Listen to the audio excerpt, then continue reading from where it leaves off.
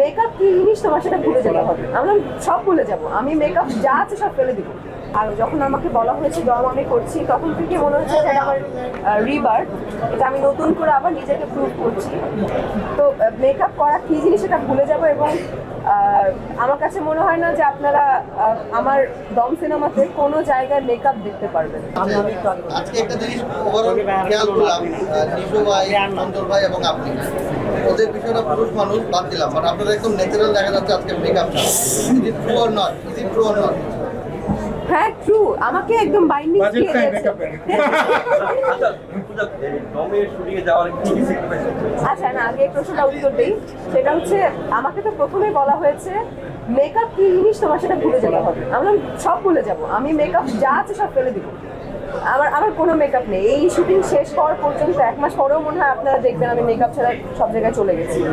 তখন আবার বলতেও পারবেন যে কি আপনার কি মেকআপের বাজেট নেই, এটা বলতেও পারেন। তো মেকআপ করা কি জিনিস সেটা ভুলে যাব। এবং আমার কাছে মনে হয় না যে আপনারা আমার দম সিনেমাতে কোনো জায়গায় মেকআপ দেখতে পারবেন। সব সব কিছু কেন প্রোডিউসারের বাজেট নাই? প্রোডিউসারের বাজেট নেই? প্রোডিউসারের বাজেট নেই, এটা তো প্রোডিউসার আমরা সব ন্যাচারাল ক্যারেক্টার প্লে করছি। এই স্যাক্রিফাইসটা আসলে খুব আনন্দের স্যাক্রিফাইস। কোনো কাজ করিনি, কোনো ইন্টারভিউ দিইনি।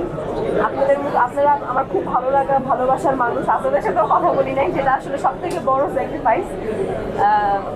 এই আসলে এইটাই, এটা খুব ভালো লাগা স্যাক্রিফাইস।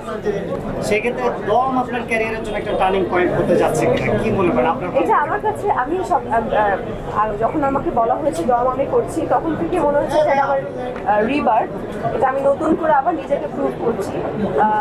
অনেকেই ভাবতে পারে যে আপনি তো অনেক কাজ করে এসেছেন, আপনি তো প্রুভড অলরেডি।